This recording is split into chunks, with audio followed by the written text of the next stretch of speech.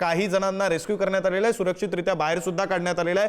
त्या संदर्भातली सुद्धा दृश्य आपण पुढारी न्यूजच्या टीव्ही स्क्रीनवर पाहतोय। तर बोट बुडाल्यानंतर रेस्क्यू ऑपरेशन नेमकं कशा प्रकारे सुरू आहे त्याची सुद्धा दृश्य ही पुढारी न्यूजच्या टीव्ही स्क्रीनवर आपण पाहतोय।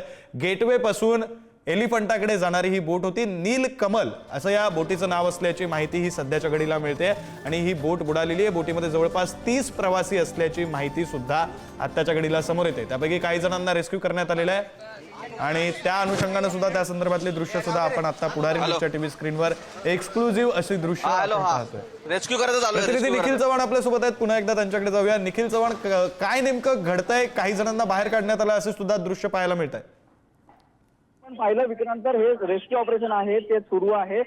काही लोकांना काही लोकांना या ठिकाणी सुरुवातीच्या ज्या बोटने आहे ते पुढे आणण्यात आलेलं आहे आणि काहींचे जे प्रवासी जे घरातले होते कुटुंबीय आहेत ते न मिळत असल्याची माहिती आहे ती पोलिसांना या ठिकाणी देण्यात आलेली आहे। आणि सुरुवातीला या ठिकाणी ज्या नागरिकांना आहे ते आता घेऊन येण्यात आलेलं आहे। सर्वांचं रेस्क्यू आहे ते करण्यात आलं असल्याचं पोलिसांकडून माहिती आहे ती मिळत आहे। परंतु या ठिकाणी आताच डीसीपी हे देखील पोहोचलेले आहेत आणि पोलीस अधिकारी या ठिकाणी पोहोचून सर्व घटनेची माहिती आहे ती घेत आहेत। आपण गेटवे ऑफ इंडिया या परिसरामध्ये आहोत।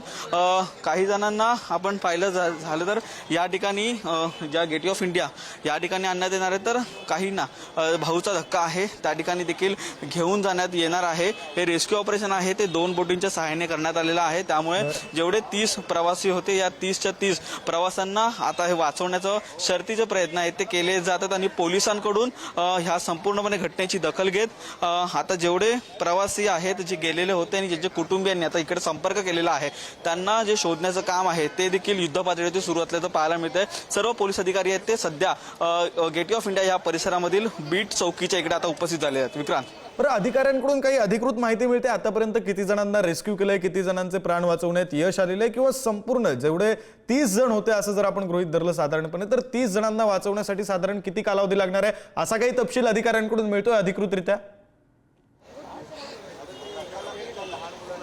विक्रांत, आपण त्याच पोलीस स्टेशनच्या बाहेर आहोत। या ठिकाणी जी संपूर्णपणे माहिती आहे ती पोलीस अधिकारी प्रथमतः घेत आहेत। 30 प्रवासी या ठिकाणी होते असं देखील कळतंय आणि त्याच्यामध्ये सर्वांनाच या ठिकाणी रेस्क्यू करण्याचं जे काम आहे ते झाल्याचं देखील आपल्याला जी माहिती आहे ते मिळतं। परंतु अजूनपर्यंत अधिकृत माहिती आहे ती पोलिसांकडून देण्यात आलेली नाहीये।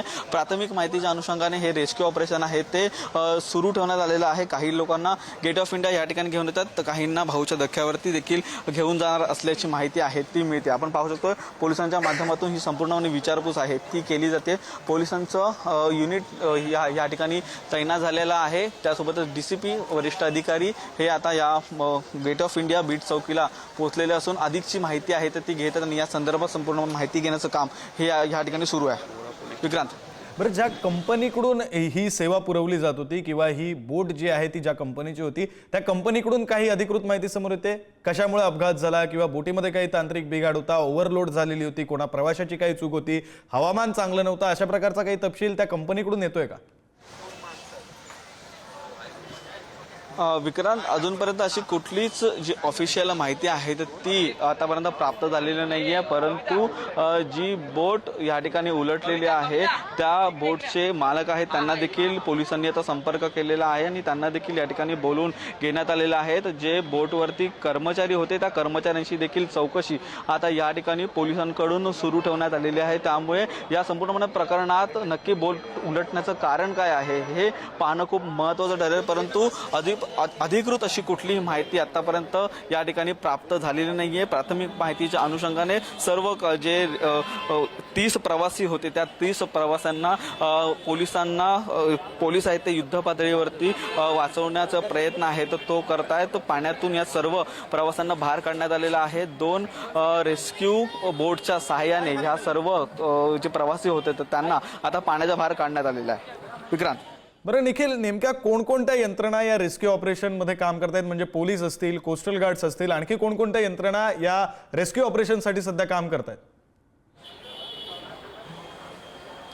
नक्कीच आपण पाहू शकतो. आता आपण गेटवे ऑफ इंडिया परिसरात आहोत. या ठिकाणी पोलीस असतील, त्यासोबतच सागरी मार्ग जे पोलीस असतात ते आहेत, त्यासोबतच कोस्टल गार्ड आहेत. या सर्वांच्या माध्यमातून आता हे जे बचाव कार्य आहे ते युद्धपातळीवरती सुरू करण्यात आलेलं आहे. त्यासोबतच जे समुद्राच्या बाजूने असणारे खलासी असतील किंवा ज्यांचा दररोजचा येणं जाणं या समुद्रामध्ये आहे, मग ते मच्छीमारी असेल किंवा मग ह्या व्यवसायाच्या माध्यमातून असेल, जे बोट वारंवार समुद्रामध्ये घेऊन जातात, या सर्वांचीच मदत आहे ती या सर्व प्रकरणामध्ये आता घेताना आपल्याला पाहायला मिळतात. आणि या ठिकाणी विशेष पोलिसांची जी तुकडी आहे ती देखील या ठिकाणी पोहोचल्याची माहिती आहे आपल्याला या दृश्यांच्या माध्यमातून दिसते. परंतु या संपूर्णपणे गेटवे ऑफ इंडिया परिसरामध्ये आता पोलिसांचा गस्त आहे तो मोठ्या प्रमाणात वाढवण्यात आलेला आहे. जेवढे पण नागरिक या ठिकाणी येतात त्यांचा देखील या ठिकाणी गस्त आहे तो पोलिसांच्या माध्यमातून त्यांच्यावरती गस्त आहे तो ठेवण्यात आलेला आहे. आणि ही जी बोट आता गेटवे ऑफ इंडिया आणि भाऊच्या धक्क्यावरती येणार आहे त्यांची सर्वप्रथम प्रकृती आहे ती देखील तपासली जाणार आहे.